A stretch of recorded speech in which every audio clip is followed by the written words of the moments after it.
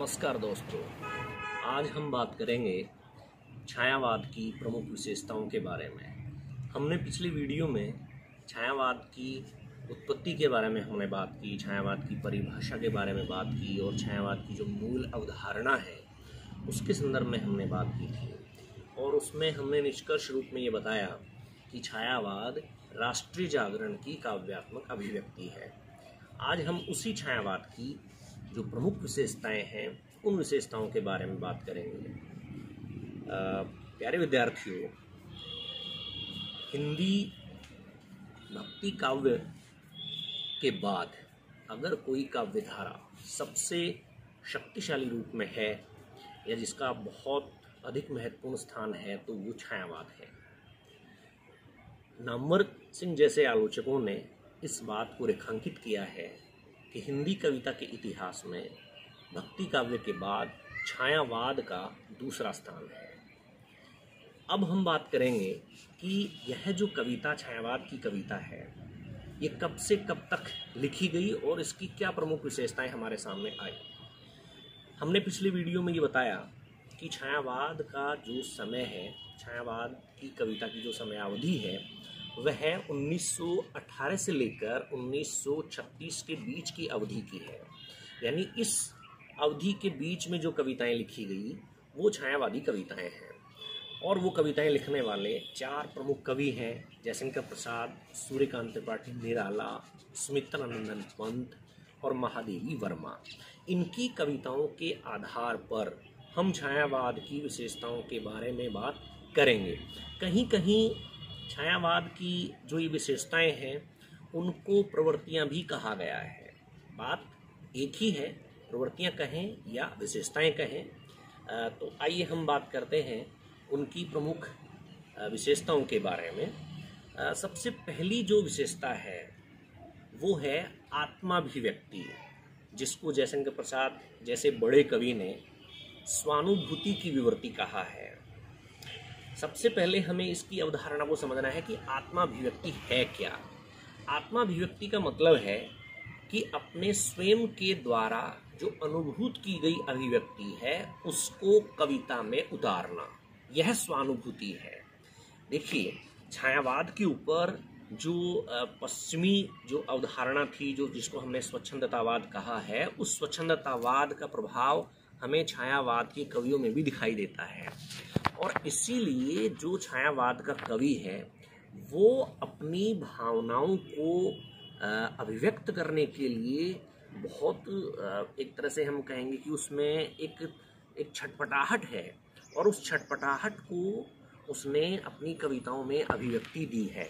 उदाहरण के लिए जैसे हम देखते हैं कि निराला जैसे कवि जिन्होंने कहा कि मैं शैली अपनाई। निराला जैसे कवि ने कहा कि मैं शैली अपनाई। उसी तरह से सुमित्रानंदन पंत जैसे कवि ने कहा कि बालिका मेरी मनोरम मित्र थी। तो दूसरी ओर महादेवी वर्मा जैसी कवियत्री ने कहा कि मैं नीर भरी दुख की बदली। उसी तरह से प्रसाद जैसे बड़े कवि ने अपने जीवन के ऊपर आंसू जैसा काव्य लिखा। तो इसको हम देखते हैं कि ये जो आत्माभिव्यक्ति की जो भावना है वो छायावादी कवियों में प्रमुखता से आई। यह जो दौर है कविता का, यह वह दौर है कि इस दौर में आत्मकथाएं लिखने का प्रचलन तेजी से हुआ। हम इतिहास में पीछे की ओर लौटते हैं तो हम देखते हैं कि मध्यकाल में केवल अर्धकथानक जैसी आत्मकथा ही हमें देखने को मिलती है। लेकिन छायावादी दौर में जो हम राजनीतिक दृष्टि से देखें तो गांधी, नेहरू और रविंद्रनाथ जैसे लोगों ने अपनी आत्मकथाएं लिखी उस दौर में। साहित्य में श्याम सुंदर दास, वियोगी हरि और राहुल सांकृत्यायन जैसे लोगों ने आत्मकथाएं लिखी। उसी तरह से उस दौर में प्रेमचंद जब हंस पत्रिका प्रकाशित कर रहे थे तो उन्होंने एक आत्मकथा के ऊपर विशेषांक उन्होंने निकाला और उस विशेषांक में उन्होंने जयशंकर प्रसाद से कुछ आत्मकथा लिखने के लिए निवेदन किया। तो ये पूरा जो दौर है वो ऐसा दौर है छायावाद का जिसमें आत्म की अभिव्यक्ति करने की छटपटाहट हम उस दौर के न केवल कवियों में बल्कि साहित्यकारों में बल्कि कथाकारों में सब में एक छटपटाहट हमें देखने को मिलती है। तो यह जो विशेषता है वो प्रमुख रूप से उभरकर इस दौर की कविताओं में आई। हम देखते हैं कि महादेवी की जो कविताएं हैं वो उनके व्यक्तित्व से अछूती कविताएं नहीं हैं। प्रसाद का आंसू जो है वह उनके व्यक्तित्व को छूता हुआ निकलता है। उसी तरह से आप देखिए कि निराला का जो काव्य है वो उनकी आत्माभिव्यक्ति की सबसे अधिक सशक्त अभिव्यक्ति है। निराला ने तो यहाँ तक आप देखिए कि सरोज स्मृति लिखी और सरोज स्मृति के बाद में उन्होंने शक्ति पूजा जैसी, राम की शक्ति पूजा जैसी लंबी कविता लिखी। तो उसमें भी उनके कहीं ना कहीं अपनी जो आत्माभिव्यक्ति है उसको व्यक्त करने की छटपटाहट है। उसी तरह से हम जो दूसरी विशेषता है छायावाद की वो विशेषता है जिज्ञासा। और उसको अगर हम साहित्यिक प्रतिमानों की दृष्टि से व्यक्त करें तो वो जो विशेषता है वो रहस्यवाद है। रहस्यवाद का मतलब ये है कि अज्ञात के प्रति जिज्ञासा। छायावाद का जो कवि है वो बड़ा जिज्ञासु है, वह बहुत प्रश्नाकुल है। उसके मन में बहुत सारी जो प्रकृति से संबंधित जो चीज़ें हैं उनको जानने की बड़ी जिज्ञासा है, उसमें बड़ी जिज्ञासा है। उसी तरह से आप देखिए कि अनेक कवियों ने अपनी इस जिज्ञासा को अपनी कविताओं में अभिव्यक्त किया है। पंत जैसे कवि ने लिखा है कि प्रथम रश्मि का आना रंगीनी तूने कैसे पहचाना, ये पंत की पंक्ति है। उसी तरह से आप देखिए कि महादेवी की एक बड़ी प्रसिद्ध पंक्ति है और वह पंक्ति है कि तोड़ दो यह क्षितिज मैं भी देख लूं उस ओर क्या है। महादेवी की यह कविता है।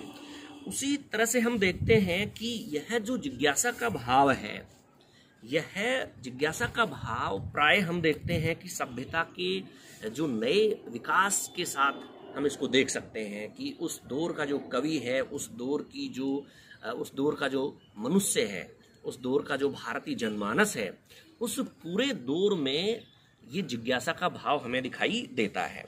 इसके बाद में हम चलते हैं छायावाद की अगली विशेषता की ओर, तो वह विशेषता है प्रकृति चित्रण। छायावाद में जो प्रकृति चित्रण है वह भी प्रमुखता से आया है और उसका एक बड़ा कारण ये है कि जब मानव निर्मित जो व्यवस्था है उससे जब कवि का एक मोहभंग हम कह सकते हैं या उसे असंतुष्ट हम कह सकते हैं, इसलिए भी वह प्रकृति की ओर जाता है। प्यारे विद्यार्थियों, याद कीजिए उस दौर को कि जब छायावादी कविता लिखी जा रही थी तो भारत अंग्रेजों के अधीन है और अंग्रेजों की जो साम्राज्यवादी जो व्यवस्था है उस पूरी व्यवस्था के प्रति छायावाद के कवि में गहरा असंतोष है और उस असंतोष की समाप्ति के लिए, परिव्याप्ति के लिए वह प्रकृति की ओर जाता है। यह जो प्रकृति की ओर उसका जाना है यह भी उसकी स्वच्छंदता की जो प्रवृत्ति है उसकी ओर इशारा कर रहा है। तो यह जो प्रकृति चित्रण है, इस प्रकृति चित्रण में भी उस कवि की जो देशभक्ति है या उसका जो देश प्रेम है या जो भाषा के प्रति उसका लगाव है या सभ्यता के प्रति जो उसका लगाव है वो हमें प्रकृति चित्रण में दिखाई देता है। आप देखिए कि प्रकृति को बहुत ही नई दृष्टि से छायावाद का कवि देखता है। बादल को निराला ने विप्लव का वीर कहा, ये छायावादी कवियों की एक नई दृष्टि थी। वैसे तो हम देखते हैं कि संस्कृत कवियों ने बादल का बहुत अपनी कविताओं में प्रयोग किया है, लेकिन हम देखते हैं कि छायावाद का जो कवि है वो प्रकृति को केवल प्रकृति के रूप में नहीं देखता है, वह वर्तमान की जो समस्याएं हैं और उसके सामने जो चुनौतियां हैं, सबसे बड़ी चुनौती उस समय की जो है वो पराधीनता की चुनौती है और उस पराधीनता से निकलने के लिए वहाँ छायावाद का जो कवि है वो स्वाधीन होना चाहता है और उस स्वाधीनता की तलाश में वह प्रकृति की शरण में जाता है। बहुत सारे आलोचकों ने प्रकृति चित्रण को लेकर या प्रकृति की शरण में जाने को लेकर उन्होंने छायावादी कवियों को पलायनवादी कहा है, तो यह उसकी बिल्कुल सटीक व्याख्या नहीं है। ये हम बाद के जो आलोचक हैं उन्होंने इसकी व्याख्या भी की है कि वो मानव निर्मित जो व्यवस्था है उस व्यवस्था के प्रति उनका गहरा असंतोष जो है वो प्रकृति की ओर उन्हें ले जाता है। तो जैसे कि हमने देखा कि जो निराला जैसा कवि है, उन्होंने जूही की कली जैसी कविता से शुरुआत की, और आप देखिए कि कैसे छायावाद का निराला 1916 में लिखी जूही की कली से आगे आते आते प्रौढ़ होते होते वह बादल राग तक आता है, और बादल राग में उन्हें एक विप्लव का वीर उन्हें दिखाई देता है। तो ये छायावादी कवियों की जो प्रकृति के प्रति जो समझ है, उस समझ को उन्होंने कविता में ढाला है। इसके अलावा आप देखिए कि प्रसाद जी जो हैं छायावाद के बड़े कवि, प्रसाद जी को हमारा जो देश है, उस देश को उन्होंने एक अलग तरीके से देखा, और उन्होंने कहा कि अरुण यह मधुमय देश हमारा, जहां पहुंच अनजान क्षितिज को मिलता एक सहारा। प्रकृति में उन्होंने सूर्य के जो बिंब को देखा है, वह बिंब जो है वह उनकी जो राष्ट्रीय चेतना है उसकी एक अलग तरह की अभिव्यक्ति प्रसाद की कविता में हमें देखने को मिलती है। उसी तरह से जो पंत हैं, सुमित्रानंद पंत, उन्होंने प्रकृति को बहुत ही सूक्ष्म दृष्टि से देखा है, और हम ये कहें कि उनकी जो दृष्टि है वह दृष्टि पल पल परिवर्तित होती हुई प्रकृति को देखने की दृष्टि है, और इसीलिए पंत जी को प्रकृति का सुकुमार कवि भी कहा गया है। इसी तरह से आप देखिए कि महादेवी जो वर्मा है, उन्होंने प्रकृति में जो रजनी है, जो दीपक है, इन बिंबों को नए तरीके से उन्होंने छायावाद में प्रयुक्त किया है। इसके बाद में हम छायावादी जो कविता है उसकी अगली विशेषता के रूप में हम देखते हैं कि छायावादी कवियों ने नारी का चित्रण किस रूप में किया है। छायावाद की जो नारी है उसका चित्रण कविता में किस रूप में आया है, तो उसके लिए हम कहेंगे कि छायावाद का कवि जो है वह कवि द्विवेदी युगीन जो नारी भावना है उससे अलग तरह की भावना अपनी कविताओं में व्यक्त करता है। आप देखिए कि छायावादी जो कवि हैं उनकी जो स्त्री दृष्टि है, छायावादी जो स्त्री है वह आधी तो मानवी है और आधी वह कल्पना को लिए हुए है। इस तरह से हम देखते हैं कि एक जो हम लौकिक जीवन में जिस स्त्री को देख रहे हैं उस स्त्री की छायावादी कवियों ने एक अपनी कल्पना के सहारे उन्होंने एक नई निर्मिति उन्होंने नारी की है। और आप देखिए कि वह जो स्त्री है वह प्रेयसी के रूप में उनके सामने आती है और भावी पत्नी के रूप में छायावादी कवियों के सामने आती है। पंत जी कहते हैं कि बालिका मेरी मनोरम मित्र थी। यह जो एक छायावादी कवियों की स्वच्छंदतावादी जो दृष्टि है उसी दृष्टि का परिणाम है कि स्त्री को वो इस रूप में अभिव्यक्त कर पाए। उसी तरह से आप देखिए कि पंत जी की एक बड़ी प्रसिद्ध पंक्ति है कि देवी माँ सहचरी प्राण। प्रसाद जी की जो नारी है वह आदर्श श्रद्धा के रूप में हमारे सामने आती है। प्रसाद जी ने कहा है कामायनी में कि नारी तुम केवल श्रद्धा हो, विश्वास रजत नगपग तल में, पीयूष स्रोत सी बहा करो जीवन के सुंदर समतल में। यह जो प्रसाद जी का जो बहुत महत्वपूर्ण महाकाव्य है कामायनी, उस कामायनी में प्रसाद जी ने नारी को आदर्श स्त्री के रूप में देखा है। हम देखते हैं कि निराला की कविताओं में जो स्त्री का चित्रण है वो इन तीनों कवि और कवियत्री जो हैं उनसे थोड़ा सा भिन्न है, और वो भिन्न इस रूप में है कि निराला की जो स्त्री है वह न तो आदर्शवादी स्त्री है न केवल लौकिक स्त्री है, बल्कि वह जो स्त्री है वह यथार्थ के ज्यादा नजदीक है। आप याद कीजिए जूही की कली का कवि जो है वह जो विधवा नाम की जो कविता लिखता है निराला 1919 में, उस विधवा नाम की कविता में आप देखिए कि निराला की जो दृष्टि है वो बिल्कुल अलग तरह की दृष्टि है। वह विधवा को इष्ट देव के मंदिर की पवित्र पूजा सी कहते हैं उस कविता में। आप देखिए 1919 की लिखी ये कविता है, तो यह निराला की दृष्टि है।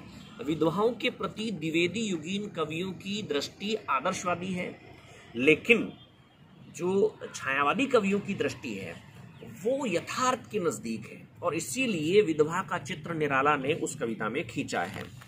उसी तरह से आप देखिए कि निराला की जो रेखा नाम से जो कविता है 1927 में जो उन्होंने लिखी, उसी तरह से 1937 में प्रेयसी नाम की जो कविता लिखी, उन कविताओं से भी छायावादी कवियों की स्त्री दृष्टि को समझा जा सकता है। अगली जो विशेषता है वह विशेषता है राष्ट्रीय जागरण एवं शक्ति का काव्य। छायावाद नाम की पुस्तक में नामवर जी ने स्पष्ट रूप से कहा है कि छायावाद राष्ट्रीय जागरण की काव्यात्मक अभिव्यक्ति है। आप देखिए कि जूही की कली लिखने वाला जो कवि है वह राम की शक्ति पूजा जैसी कविता लिखता है, यानी जो सौंदर्य उपासक कवि है वह शक्ति की आराधना करता है। आप देखिए उसी तरह से जो कामायनीकार है जैसे इनका प्रसाद है, वो अपनी कामायनी में लिखते हैं कि मनुष्य से शक्तिशाली बनने की वो कामना करते हैं, शक्ति की। उसी तरह से जो निराला है वो मौलिक कल्पना करते हैं और वो यही कहते हैं उस रचना के द्वारा कि भारतीय जो स्वाधीनता संग्राम है उसमें केवल न्याय से, धर्म से और विवेक से ही उस स्वतंत्रता संग्राम को नहीं जीता जा सकता, बल्कि उसके लिए शक्ति की मौलिक कल्पना की आवश्यकता है। इसलिए उन्होंने 1936 में राम की शक्ति पूजा जैसी लंबी महाकाव्यात्मक कविता लिखी। उसी तरह से आप देखिए कि जो प्रसाद जी है वो अपनी कामायनी में लिखते हैं कि शक्तिशाली हो विजयी बनो, विश्व में गूंज रहा जय गान। प्रसाद जी जो कि परंपरा के बड़े कवि हैं, उन्होंने भी उस समय की जरूरत को समझा और उन्होंने कहा कि मनुष्य को, खास तौर से हम भारतीय जनमानस की बात कर रहे हैं, कि उस स्वाधीनता संग्राम में उसको शक्तिशाली होने की आवश्यकता है और शक्तिशाली होकर ही वह विजेता बन सकता है, अंग्रेजों से लोहा ले सकता है। और इसीलिए राम स्वरूप चतुर्वेदी जैसे इतिहासकार ने छायावाद को शक्ति का काव्य कहा है। उसी तरह से आप देखिए कि बहुत सारी कविताएं हैं। निराला ने जागो फिर एक बार जैसी कविता 1921 में लिखी। आप देखिए उसी तरह से बादल राग 1923 में लिखी कविता निराला ने, जिसमें बादल को विप्लव का वीर निराला ने कहा है। और उसी तरह से हम देखते हैं कि पूरा छायावादी जो काव्य है, उस काव्य में उस समय की जो सबसे बड़ी आवश्यकता है वह आवश्यकता ये है कि विदेशी पराधीनता से किस तरह से मुक्ति पाई जाए। तो इस तरह से ये छायावाद की जो प्रमुख विशेषता के रूप में हमारे सामने आई कि छायावाद राष्ट्रीय जागरण है और उसको हमने शक्ति काव्य कहा है। अब अंत में जाते जाते छायावाद की जो कला पक्ष की विशेषताएं हैं, उन विशेषताओं के बारे में भी हम थोड़ा सा विचार कर लेते हैं। उसका कला पक्ष जो है उसके बारे में भी हम बात करते हैं। आप देखिए कि कला पक्ष में हमने देखा कि छायावाद का जो कवि है उसकी जो कल्पना दृष्टि है उसका उन्होंने बहुत अच्छी तरीके से उस कविता में प्रयोग किया है और उसकी वह विराट कल्पना है कि वह केवल भारत देश तक सीमित नहीं रहना चाहता, विश्व विजयी बनने की जो कल्पना की है यहाँ प्रसाद जी ने, वो विराट कल्पना का एक बिंब है। उसी तरह से आप देखिए कि छायावाद में जो छायावाद का जो प्रमुख अलंकार है वो मानवीकरण अलंकार है। और उसी तरह से हम छंद के रूप में बात करें तो छायावाद का सबसे बड़ा जो योगदान है कला पक्ष की दृष्टि से वह मुक्त छंद की अवधारणा है। निराला ने छायावाद को मुक्त छंद की अवधारणा दी।